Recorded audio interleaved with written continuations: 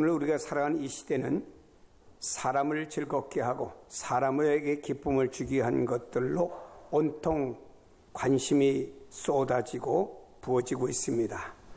어떻게 해야 사람에게 관심을 끌고 어떻게 해야 사람을 끌어모을 수가 있을까?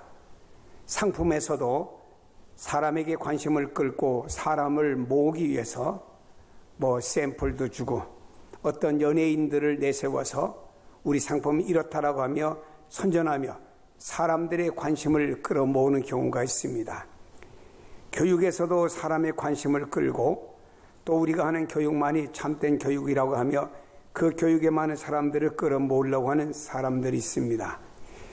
오늘날 심지어는 교회조차도 사람을 기쁘게 하기 위해서 그 모든 일에 집중하고 있으며 어떻게 하면은 사람을 기쁘게 하고 사람 중심의 교회가 되고 그 사람들이 많이 모이는 교회가 될까, 여기에 치중하는 교회들도 있습니다. 부모들은 아이들을 기쁘게 하기 위해서 많은 노력들을 합니다. 아이들에게 필요한 것 사주기도 하고 아이와 함께 놀아주기도 하고 또 그 아이를 위해서 많은 시간을 내면서 아이와 함께 눈높이를 낮춰서 아이의 기쁨이 되기 위해서 노력하는 부모도 많이 있음을 보게 됩니다. 이런 모든 것들이 잘됐다 잘못됐다 평가하는 내용의 이야기는 아닙니다. 우리가 그렇게 살다 보니 정작 중요한 본질이 빠져 있다라고 하는 것입니다. 이것이 문제지요. 사람의 기쁨에 초점을 맞추다 보니 하나님께서 진정으로 원하시고 하나님께서 기뻐하는 것이 무엇인지 그리 중요하지 않은 듯합니다. 우리는 이것에 대한 심각성을 한번 생각해보는 시간이 되어야 됩니다. 사도 바울은 본문에서 이렇게 말씀하고 있습니다. 내가 사람들에게 좋게 하랴 하나님께 좋게 하랴 사람에게 기쁨을 구하랴. 내가 사람에게 기쁨을 구한다고 하면 나는 그리스도의 종이 아니지 않느냐라고 고백하는 말입니다. 참으로 바울의 이런 고백을 통해서 우리에게 중요한 의미를 제공해 주고 있습니다. 사도 바울은 복음을 전파하고 세워진 갈라디아 교회가 잘 자라나고 있는데 교회 안에 유대주의자들이 들어왔습니다. 사도 바울이 비록 이방인들을 위한 사도였지만 복음을 전할 때는 이방인들에게만 전하는 것이 아니고 먼저 유대인들에게 복음을 전했고 복음을 들은 많은 유대인들이 예수님을 믿고 주님께로 돌아오는 역사가 일어나게 되었습니다. 사도 바울은 새로운 도시로 갈 때마다 가장 먼저 찾은 곳이 회당이었습니다. 그곳에서 흩어진 유대인들에게 복음을 전하였습니다. 그때 유대인들 가운데 그 복음을 듣고 예수를 믿는 사람들이 많아졌지요. 그러나 저들 안에는 비록 복음을 받아들였지만 예수를 구주로 믿고 있지만 율법과 유대주의 사상을 쉽게 버리지 못하는 유대의식이 그 사람 안에 가지고 있었다라고 하는 것입니다. 우리나라가 과거에 복음이 들어오기 전에 우리나라에는 불교와 그리고 유교라고 하는 문화가 이 땅에 자리 잡고 있었습니다. 사람들이 교회에 나와서 예수를 믿어도 어떤 그 유교의 그 의식을 버리지 못하고 불교의 어떤 의식을 버리지 못해서 예수는 믿고 구원받았다고 하지만 그의 삶 속에서 보면 그대로 그들은 과거에 가졌던 어떤 그런 종교 내지 이런 의식이 그대로 사로잡혀 있고 벗어나지 못한 사람들이 있습니다. 오늘날도 마찬가지라고 봅니다. 많은 사람들이 예수를 믿고 구원받았다고 하지만 삶 속에 들어가 보면 자신이 이전에 가졌던 어떤 의식과 생각들을 버리지 못하고 그런 것들이 그대로 자신의 삶을 주관하고 있음을 볼 수가 있습니다. 여기 유대인들은 예수님을 믿지만 그들은 율법도 지켜야 된다고 하는 논리를 가지고 있습니다. 이러한 교리가 갈라디아 교회 안에 들어오면서 이방인들이 그 말에 현혹되기 시작했습니다. 기독교가 어디서부터 시작되었습니까? 예루살렘이지요. 예수님도 역시 유대인이셨습니다. 이 모든 것이 유대인들에게서 나왔다라고 하는 것입니다. 그렇다고 하면은 유대인들의 전통, 유대인들의 사상 이런 것들을 우리가 무시할 필요가 없지 않느냐 때문에 그런 말들에 의해서 유대인들의 말들에 의해서 이방인들이 현혹되기 시작했다라고 하는 것입니다. 이방인 가운데 예수 믿는 사람들이 현혹되기 시작했죠. 그래서 저들은 물론 예수도 믿습니다. 그러나 율법도 함께 지키자 해서 예수 믿는 복음과 율법을 혼합해서 믿는 이런 잘못을 범하게 된 것이죠. 또는 우리가 구체적으로 볼 때는요, 여기 율법주의자들, 유대인들은 뭔가 보이는 것들이 있습니다.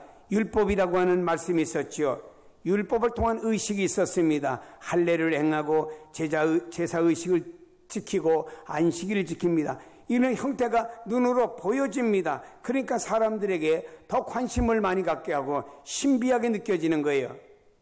유대인들은 이미 예수를 믿어도 이런 의식 속에 있지만 이방인들이 예수 믿고 교회에 나왔는데 유대주의자들이 이렇게 율법과 함께 혼합해서 저들이 믿고 섬기고 있으니까 이방인들이 볼 때 그래 예수 믿지만 예수님도 유대인이었으니까 그 유대인들이 가졌던 그 어떤 율법 내지 이런 의식도 우리 눈에 보이니까 좋다라고 해서 혼합해서 이방인들도 배워서 그걸 지키게 되었습니다. 그래서 바울은 갈라디아 교회에 이런 잘못된 혼합된 그 신앙을 책망하는 말씀이 본문에서도 소개되고 있습니다.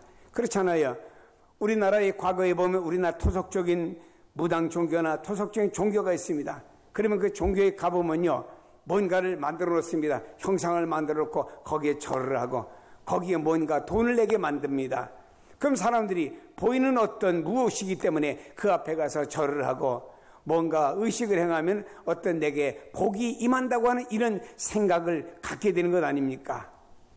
그래서 사람들이 뭔가 눈에 보이고 만져지는 모든 것을 통해서 따르려고 하는 이런 의식들이 사람 속에 있음을 보게 됩니다. 갈라디아 교회도 예외가 아니었잖아요. 갈라디아 교회를 향해서 사도 바울은 강력하게 경고의 말씀을 주었습니다. 다른 복음은 없나니 다만 어떤 사람들이 너희를 교란하여 그리스도의 복음을 변하게 하려 합니다. 그러나 우리나 혹은 하늘로부터 온 천사라도 우리가 너에게 전하여 준 복음 외에 다른 복음을 전하면 저주를 받을지어다 라고 7절로 8절에 말씀했습니다. 바울의 입장은 강건합니다. 강경한 것은요, 타협도 융통성도 아닌 복음에 대해서만은 바울은 아주 완강했습니다. 자신이 주님께로부터 받은 그 진리를 지키겠다고 하는 거죠. 오직 하나님을 좋게 하고 오직 하나님을 기쁘시게 하는 것 외에는 아니라고 하는 것입니다. 다른 무엇을 기쁘게 할 수가 없다라고 하는 것입니다. 그래서 그는 이렇게 말합니다. 내가 사람을 좋게 하랴 사람에게 기쁨을 구하겠습니까? 아니면은 하나님을 좋게 하겠습니까? 하나님을 기쁘시게 해야 하겠습니까? 이렇게 자신을 내서 고백하는 내용 속에서 내가 누구를 기쁘게 해야 되느냐라고 하는 것을 고백하고 있습니다. 여러분, 우리가 구해야 될 것은 무엇인가요? 우리 인생의 삶 속에서 먼저 구해야 될 것은 하나님께서 기뻐하시는 것, 하나님이 원하시는 것이 무엇인지 생각하고 그것이 우리의 삶 속에 우선이 되어져야 된다고 하는 것입니다. 하나님의 일은 나를 위한 것이 아니죠. 하나님의 일은 내가 인정받고 유익을 얻기 위한 것이 아닙니다. 먼저 하나님께 있어요. 오직 하나님의 뜻이 우선입니다. 하나님께 영광이 되어져야 되는 것이죠. 물론 사람을 절대적으로 배제할 수는 없지요. 정상적인 사람이라고 하면 다른 사람에게 자기 자신을 좋게 인식되기를 바라고 다른 사람에게 칭찬듣기를 원하고 다른 사람에게 인정받기를 원하는 것이 사람의 마음 아니겠습니까? 그리고 다른 사람을 통해서 유익을 얻기를 원하고 있습니다. 또 다른 사람을 통해서 기쁨을 얻고 싶습니다. 다른 사람을 통해서 칭찬을 얻고 싶어요. 저는 목사입니다. 강단에서 설교하고 교인들과 또 어떤 만남을 갖게 됩니다. 그 일을 통해서 사람에게 인정받기를 원하고 있죠. 또 여러분, 모든 목사님들 다 마찬가지 아닙니까? 말씀을 통해서 제가 집회를 나갔습니다. 교인들이 은혜를 받았습니다 하면 제가 인정받은 것처럼 기분이 좋잖아요. 반대로 목사님 설교 뭐 그래요 하면 제 기분이 좋겠습니까? 별로 제가 얼굴이 이그러지겠지요. 이렇게 사람도 살아가면서 뭔가 사람에게 인정을 받고 또 사람을 통해서 칭찬받는 것, 이 살아가는 삶이라고 하면 보편적으로 그렇게 인식되어지고 그렇게 받기를 원하고 있는 것입니다. 여러분, 어떤 사람은 이렇게 말합니다.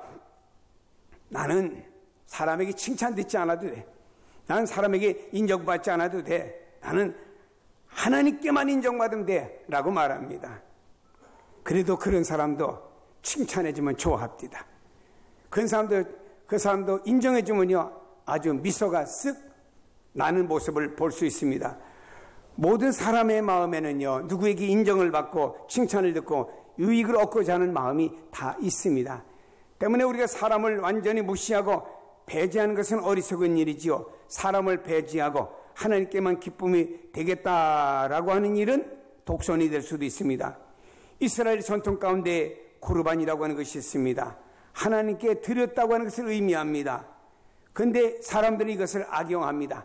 부모님께 뭔가 바치고 효도하고 하는 게 싫으니까 나는 하나님께 드렸습니다, 고르반 하고 부모한테 자기가 해야 될 역할을 감당치 않는 사람들이 있습니다. 이런 사람들을 가르쳐 예수님께서는 이런 유대인들의 비열한 행위를 아주 지적하는 모습을 성경에서 볼 수 있습니다.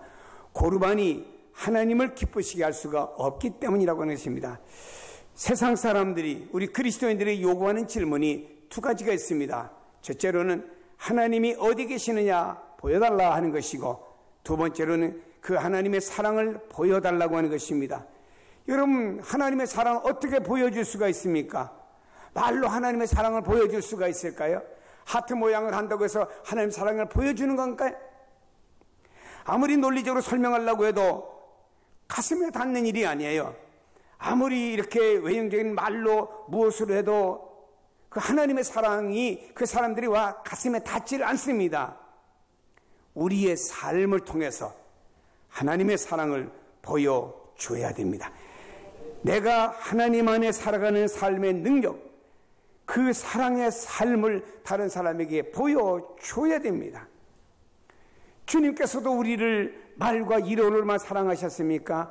아니지 않습니까? 주님이 우리를 사랑하셨기 때문에 주님은 십자가에서 당신의 모든 피를 흘리시고 죽으셨어요. 그 사랑이 있기 때문에 그 주님의 사랑 앞에 우리가 굴복하고 그 주님의 사랑 앞에 복종하는 것 아닙니까?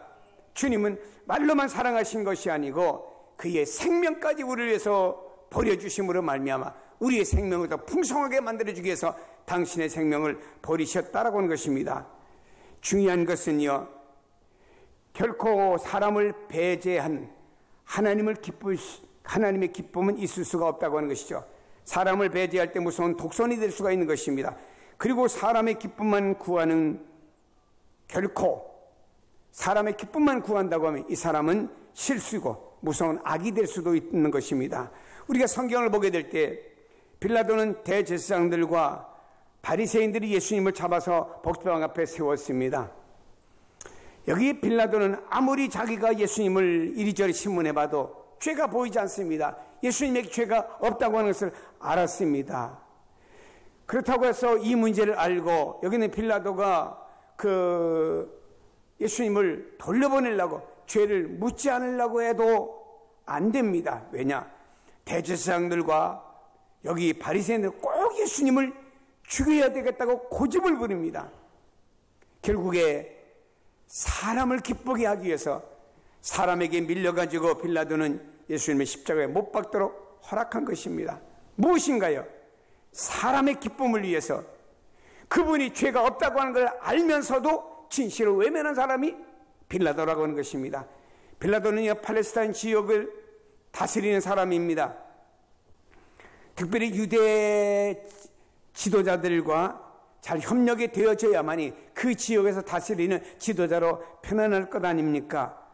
그래서 그는 유대 지도자들이었던 대제사장과 바리새인들에게 기쁨을 주기 위해서, 그리고 저들과 협력관계를 잘 이루어서 이 팔레스타인 지역을 잘 다스리기 위해서, 사람의 기쁨을 위해서 예수님을 십자가에 못 박도록 허락한 사람이 빌라도라고 하는 사람 아닙니까? 그로 인해서 역사 속에 두고두고 죄인으로 남게 되었습니다. 우리가 사도신경을 고백할 때 뭐라고 말하지요? 본디오 빌라도에게 고난을 당하사 십자가에 죽으시고, 얼마나 여기는 빌라도는 말입니다, 계속 저주 아닙니까? 오늘까지 2000년이 내려오면서도 계속 그는 본디오 빌라도가 예수님을 고난 주었고 십자가에 못 박아 죽였다고 계속 저주스러운 고백을 수많은 성도들 통해서 그가 고백받는 것 아닙니까? 여러분, 우리도 한번 생각해 봐야 됩니다.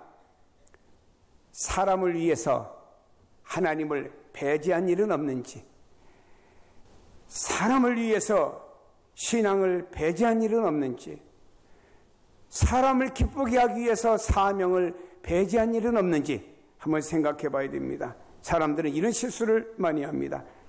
사람에게 초점을 둘 때 하나님에게서 떨어집니다. 하나님의 뜻과 어긋날 수도 있어요. 때문에 하나님께 또 사람에게 다 기쁨이 될 수 있는 길을 우리는 찾아야 되겠죠. 그 길은 하나님을 좋게 하고 하나님을 기쁘시게 하면서 그 안에서 사람에게 기쁨이 될 수 있는 무엇을 찾아가야 된다고 하는 것입니다. 예수님을 보면은요, 철저히 하나님 아버지의 기쁨의 길을 선택하셨던 분이 예수님이었어요. 예수님은 하루 종일 하나님의 말씀을 전하셨습니다. 말씀을 가르치셨어요.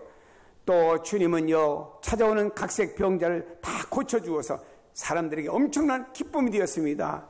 예수님 앞에 갔더니 병이 고침받았대. 예수님 앞에 갔더니 죽었던 사람이 살아났대. 예수님 앞에 갔더니 이런 기적이 일어났대. 많은 사람들이 주님 앞에 나왔고 주님이 바로 그 사람들의 기쁨이 되었던 것을 알게 됩니다. 이 소문은 입에 해서 계속 퍼지면서 더 많은 사람들이 주님 앞에 나오게 되었습니다. 그러나 여러분, 많은 사람들이 주님을 따랐으나 주님은 해가 뉘어 저물 때 되면요, 그들과 함께 앉아서 두런두런 얘기하고 오늘도 되어진 기적의 이야기를 나누면서 시간을 보내지 아니했습니다. 주님께서는 해가 뉘어 저물어지면요, 한적한 곳을 찾아갑니다. 사람의 인적이 없는 곳에 찾아가서 하나님 아버지 앞에 엎드렸습니다. 그는 하나님 앞에 나가는 시간을 놓치지 않았다 이 말입니다. 그는 하나님 아버지와 의논하고 기도하면서 하나님 아버지를 기쁘게 하는 일을 주님은 계속하셨던 것을 볼 수가 있습니다. 다시 말해 주님은 철저하게 하나님의 나라와 그의 의를 구하시는 일을 놓치지 아니하셨다라고 하는 것입니다. 이렇게 아버지의 기쁨이 되신 후에 사람을 위한 기쁨이 될 때 그것이 능력이 되고 역사가 일어난 것입니다. 주님은 하나님을 기쁘시게 했습니다.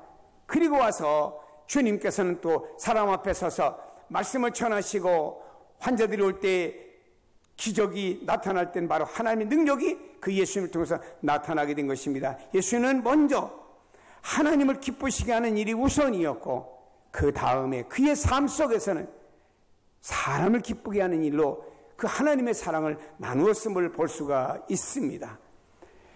십자가를 지신 것도 그렇습니다. 예수님은 세상에 더 계시면서 사람들의 아픔을 들어주고 치유하는 일을 하실 수가 있다고도 볼 수가 있죠. 왜냐? 예수님은 33세에 돌아가셨기 때문에 요즘으로 보면 청년 아닙니까? 예수님은 이 땅에 더 계시면서 많은 사람들에게 말씀을 전하고 많은 사람들에게 예수님께서는요, 병을 고쳐주셨다라고 가정해 봅시다.